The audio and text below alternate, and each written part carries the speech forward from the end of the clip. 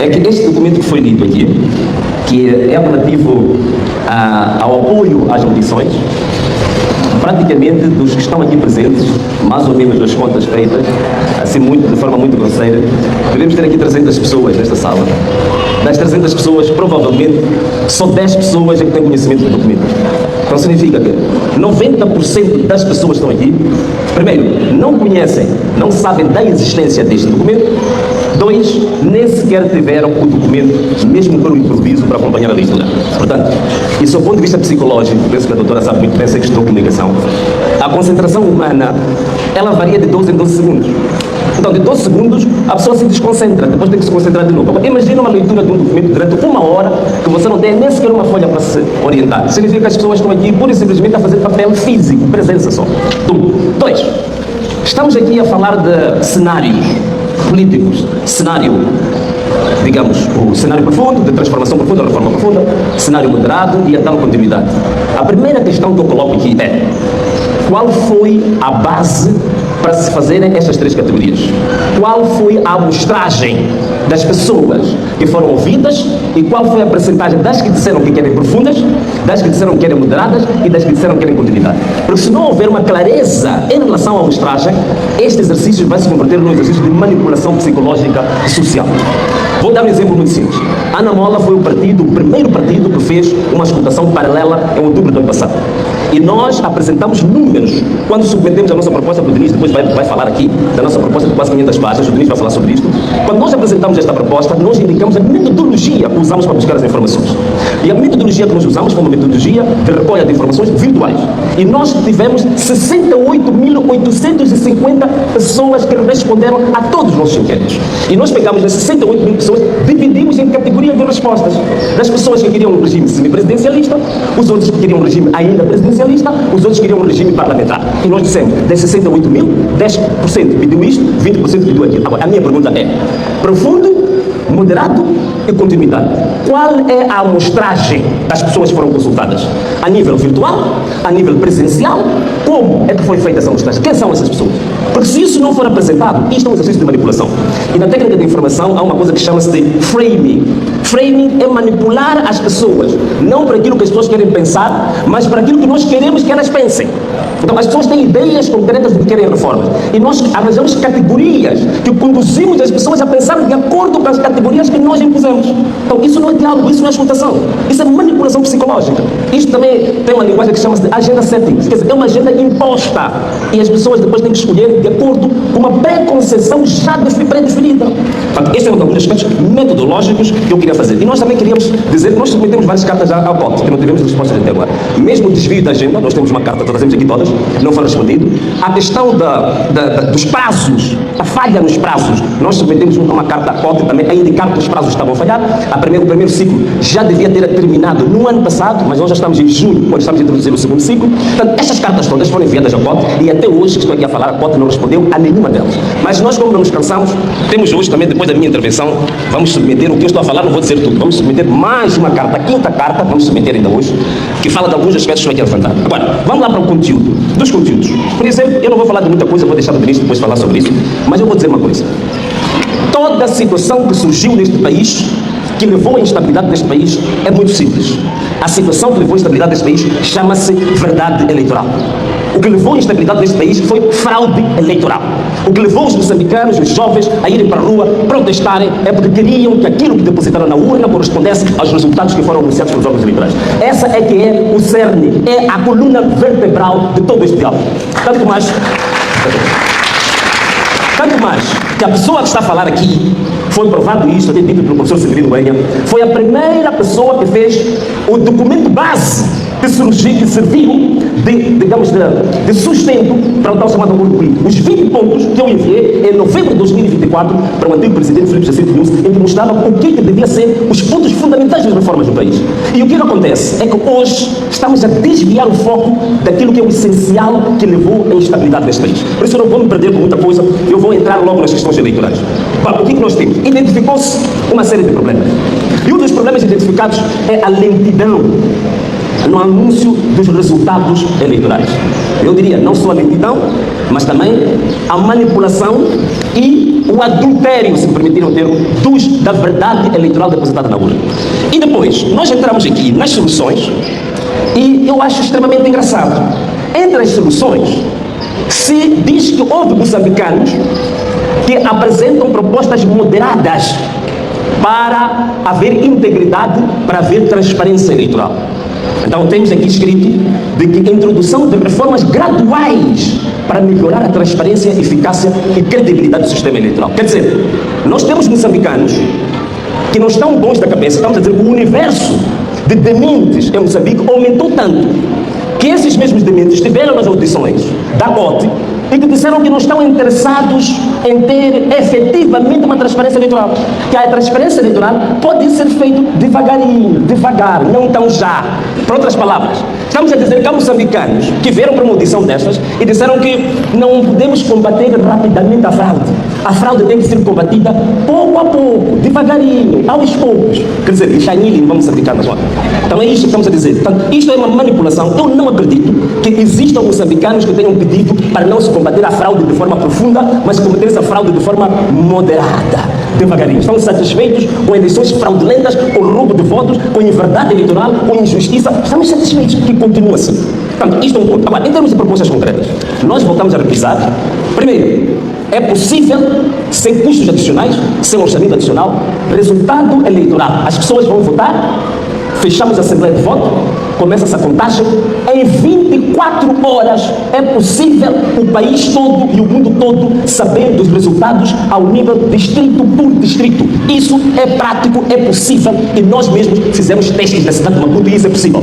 Desde que, esta proposta já foi dita para muita gente, eliminar a intervenção do STAI distrital, do CDR, eliminar a intervenção da Comissão Provincial de Eleições e, pura e simplesmente, aquilo que é o resultado preliminar ou parcial na mesa ser transmitido eletronicamente para um diretório central e que esse diretório central está ligado com partidos políticos, com observadores, com jornalistas e com os próprios eleitores.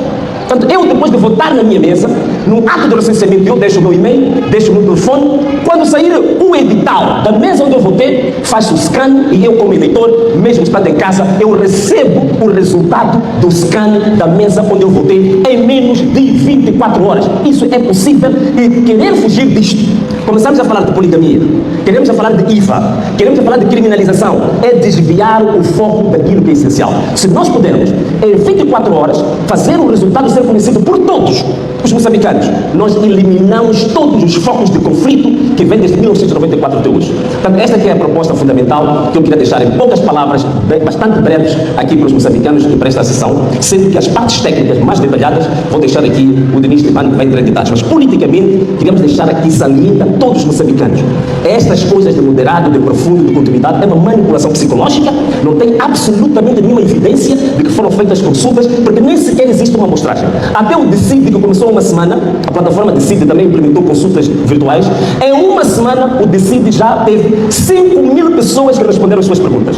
A pergunta volta a ser feita: quantas pessoas é que o COTE ouviu até hoje? Estamos aqui no distrito de Campocoara. O distrito de Campocoara tem mais ou menos cerca de 300.000 pessoas.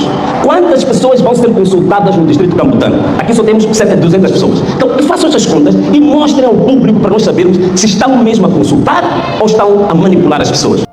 Ele não mente. Nós conseguimos observar nesta abordagem ou neste discurso de Mondlane que trata-se de um homem que realmente está voltado, está ligado aos problemas da sociedade em geral. O que me faz seguir muito este homem é pela forma com que ele fala, porque ele transmite sinceridade, ele transmite honestidade e ele nos passa a ideia de que não é realmente o tipo de gurus que vêm aqui nos vender sonho e no fim não fazem nada do que eles falam. Uma abordagem bastante interessante que eu pude notar em Venâncio neste momento foi quando ele falou da necessidade da união entre os povos, né? Entre os partidos e tal. É importante que eu, irmão do Anamola, tenha uma ligação boa com o mano da Frelimo, com o mano da Renamo e de outros partidos mais. De nada valeria para o país se a gente tivesse dividido internamente. Porque, convenhamos, o mais importante é o país. O mais importante é uma nação forte. O mais importante é a gente passar a imagem para o mundo de um país unido, de um país mais inclusivo. Com esta imagem, claramente que o exterior passará a nos respeitar mais. Nenhum país que tem conflitos internos, que tem divisões internas, prevalece, consegue resistir. E se a gente querermos passar também, ou quisermos nesse caso, passar também a imagem de um país soberano, de um país bom, de um país autônomo, nós devemos estar unidos e aceitar que realmente é vez do outro, ok? Venâncio esteve agora na sua primeira reunião, não é a primeira reunião da inclusão, e na qual eu fiquei muito feliz com a abordagem deste homem, a oratória deste homem. O que faz, deixa aqui esclarecer bem, ok? Deixa esclarecer bem. Claramente que Venâncio Mondlane nunca governou, então às vezes a gente não tem como saber se realmente é um homem bom ou não. Mas o que faz o pessoal seguir? A gente consegue, para quem estudou psicologia, para quem é especialista em seres humanos, consegue dar conta quando alguém está mentindo e quando alguém realmente está a falar a verdade. Se posteriormente ele vai mudar de mentalidade, de ideia, até ali a gente não sabe, mas a gente deve aproveitar ou abraçar quem tem uma ideia inovadora, quem tem uma ideia que trazem realmente estabilidade para o povo, certo? Então, no discurso ou na oratória do Sr. Mondlane, a gente consegue notar sinceridade por parte deste homem. A gente consegue notar honestidade. As palavras soam naturalmente. Diferente de outros discursos que nós temos visto e ouvido de outros políticos. Ok? O discurso, por mais que qualquer discurso seja simplesmente para apaziguar ou para deixar o leitor mais tranquilo e mais feliz, mas é bom que soe também um pouquinho de realidade naquilo que nós falamos, porque de nada adianta se eu tiver a ler um papel na qual eu digo que vou melhorar a vida deste povo, mas na minha consciência estar que, não vou fazer nada, eles que se lixem, desculpa lá o termo. Vocês poderão notar, ainda que eu estiver a ler, vocês poderão notar uma objeção no meu rosto. Os especialistas sabem muito bem disso. E nós não temos visto isso em Venâncio Mondlane. Talvez é isso que faz com que o pessoal adira. Este homem é massa. Então, em suma, é isto. Eu lanço um desafio para você, irmão da Frelimo e da Renamo. Não vamos criar desavença interna. Não vamos criar desavenças entre nós. Vamos velar Moçambique. Vamos olhar e pensar Moçambique. O mais importante é o país estar em cima, é o país estar unido. O mais importante é o Ocidente ter uma postura de nós, ok? Então é isso que eu quero falar para você esse momento. Vamos nos unir para que o Ocidente conheça a nossa força e a nossa união. O Ocidente não consegue derrubar nenhum povo unido. Então é esta união que nós queremos. É esta inclusão, ok? Então, sei que é irmão de outros partidos, mesmo que não és de acordo com as ideologias do Sr. Venâncio, mas ainda assim vamos nos unir para passar uma imagem mais forte e para tornarmos realmente nosso país forte. Sem mais enrolações, subscreva no canal, ok? Deixa o teu like, subscreva no canal para a gente crescer cada vez mais. Queremos tornar esse canal grande para a gente avançar cada vez mais. É nós, estamos juntos.